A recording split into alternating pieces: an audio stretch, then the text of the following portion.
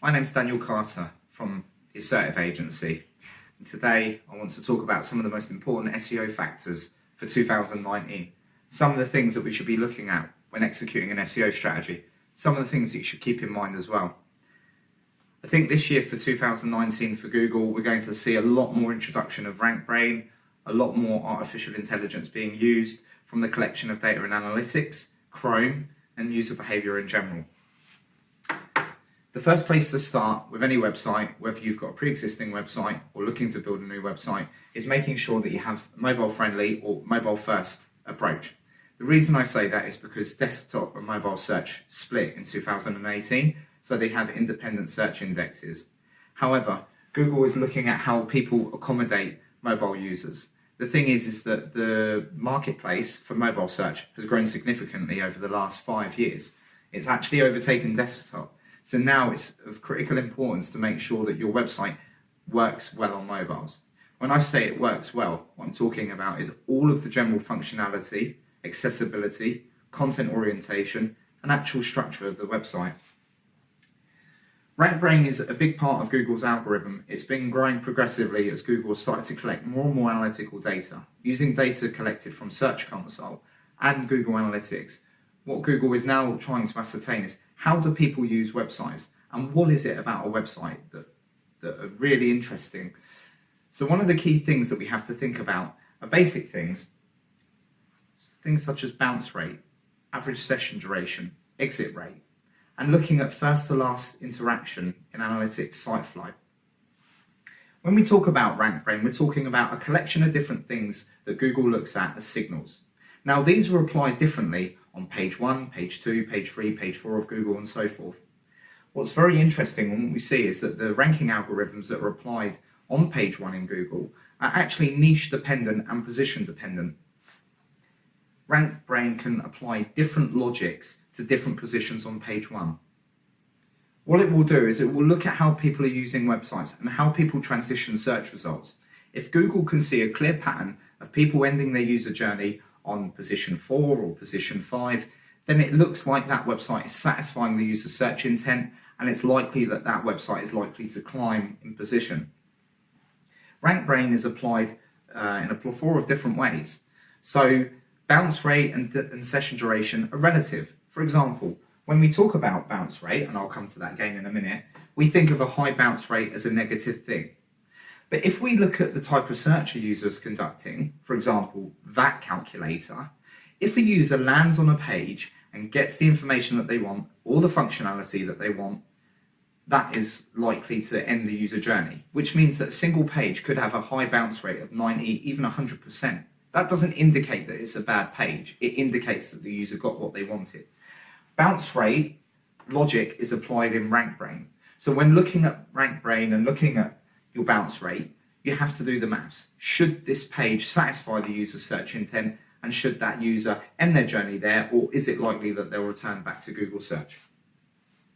So time on page and bounce rate are closely related in RankBrain. When we look at time on page, what we really want to know is what are the people doing on the page? What is keeping them on the page?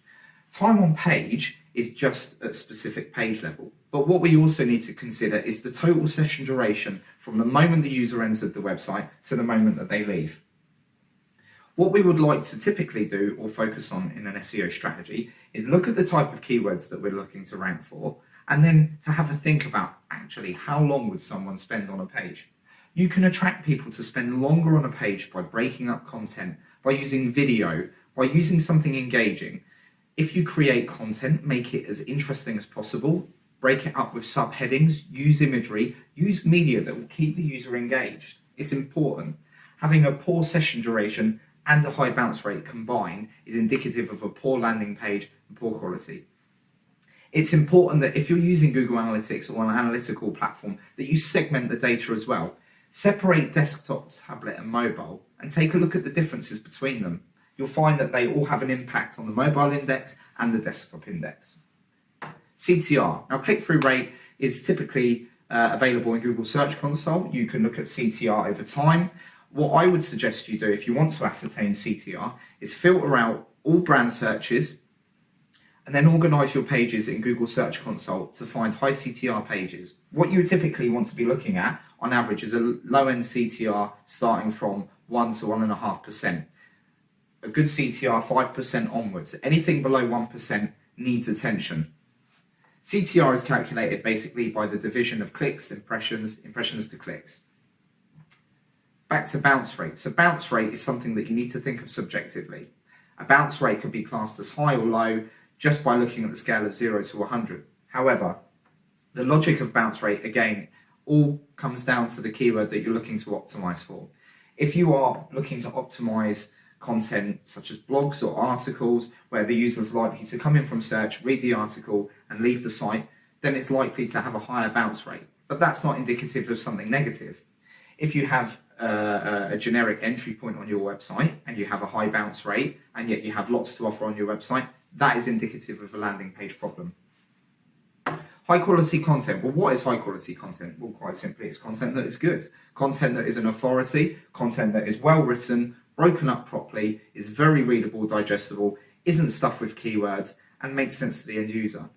High quality content, the perspective of it is mainly about being an authority and about giving the people the information that they want. When optimizing for different keywords, you have to look at the keyword scope and look at what it is that people are likely to want to read. High quality content should also be easily digestible. It should be something that when people land on the landing page, they're not presented with hundreds and hundreds of lines of cluttered text that make it difficult to read. You should use good grammar. You should also make sure, where possible, that you implement anchor text and links to other pages within your site and create a natural flow within your content. Semantics. Semantics applies to a website navigation level. It also applies to content. Now, what I mean by semantics is using variants of your keywords. What we're finding now is that a lot of websites can actually rank for a specific keyword without actually incorporating that specific keyword into the text. What Google does is it looks at semantic variants. For example, if you were looking at optimizing for the word cars, you could have things like automotive, vehicle, and finally our old friend links. So yes, links are still of importance. Maybe not as high up in the list as they used to be, but they are still important. It's more about quality, finding links that actually add value to your site, rather than just buying links or guest blogging or finding the cheapest possible option to build up the volume of referring domains. When looking at your link profile, now it's more key to make sure that your total link profile is formed of high quality links and getting rid of anything of low quality or anything that doesn't have good synergy with your domain. Links with poor synergy will actually have a detrimental impact, or Google might not even evaluate any of them at all. So when optimizing and thinking about an SEO strategy for 2019, here are the key things that you want to keep in mind. Thank you.